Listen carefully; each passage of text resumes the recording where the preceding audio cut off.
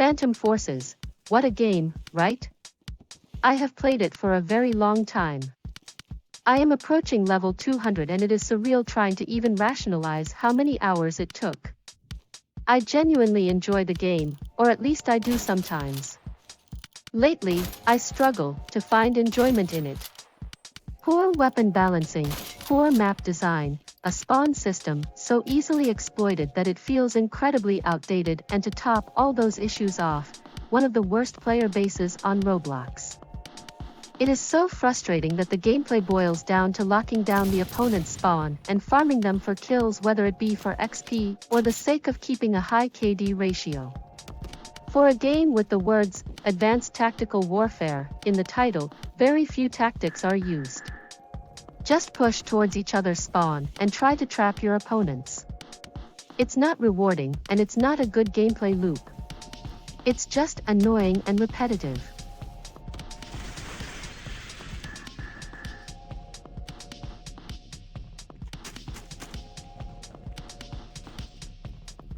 Not to mention how unbalanced the maps can be. Some respawn areas are so bad that a whole team gets a disadvantage simply because the layout of their spawn is worse than their opponent's is. How is that fair, let alone fun? I feel that should be the most important part of a game. Simply being fun and enjoyable. When I am not being murdered for simply hitting deploy, the game can be very fun. However, if I am not the one being killed at my spawn, that usually means my opponents are. There is no spawn protection. None. Why is that? Granted, it would be broken if you could deploy off of teammates with some sort of protection. However, simply hitting deploy should not result in your immediate death. Differentiate between the two so that you can simply spawn back at a dedicated area. If you spawn off a teammate, of course, you shouldn't be protected. But for those who aren't spawning off of teammates, make it easier on them to get back into the game. Of course, it won't happen.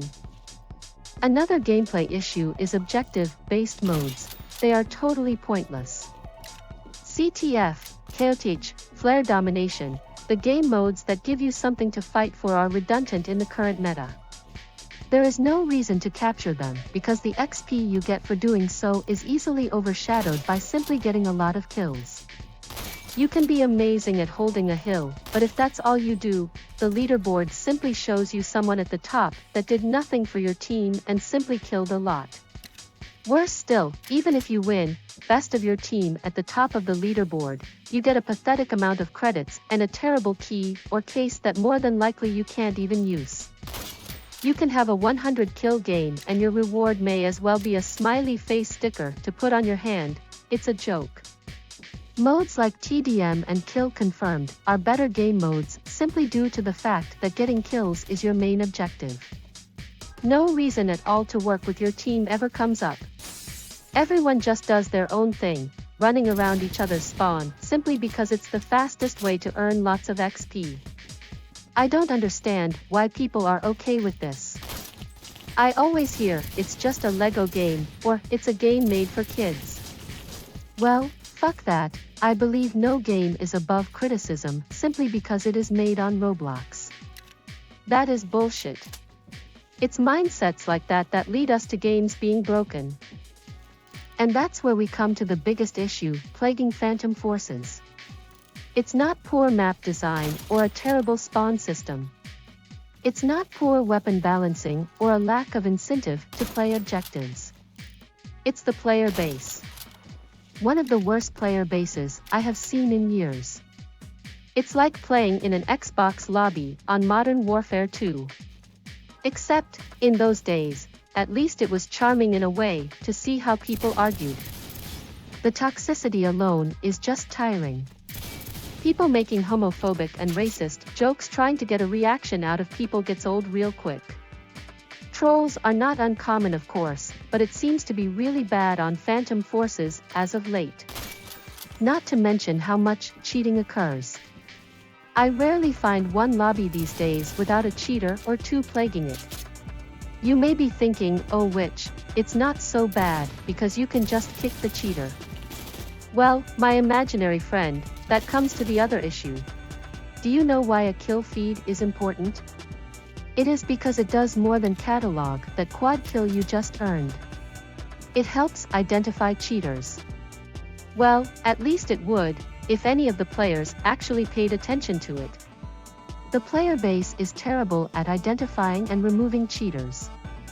In the past week alone, I have had 4 instances where I tried to remove a cheater because they are getting nothing but headshots with perfect aim, just to be told they are good at the game.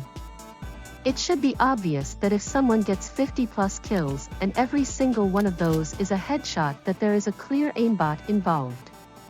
But instead, I am told they are just good, or that I am just salty, and I am getting really sick of it. I guess someone who is rank 199 doesn't know how to spot a cheater. I have even been kicked out of a lobby by a cheater several times. Phantom Forces is a cheater's safe space. It's honestly depressing how bad it is. I cannot continue to play a game with a player base that doesn't know what actual skill and effort looks like. It's so bad that I am pretty sure I could download cheat software and people would more than likely defend me because I am so good at the game. It's just all around terrible, and if things don't change, I may quit altogether. It's not worth my time when better games exist. Warframe has been fun, and ever since I got into that again, Phantom Forces seems like a waste of time. Well, I am glad to have vented out my anger. If you sat through my whole video, I am impressed.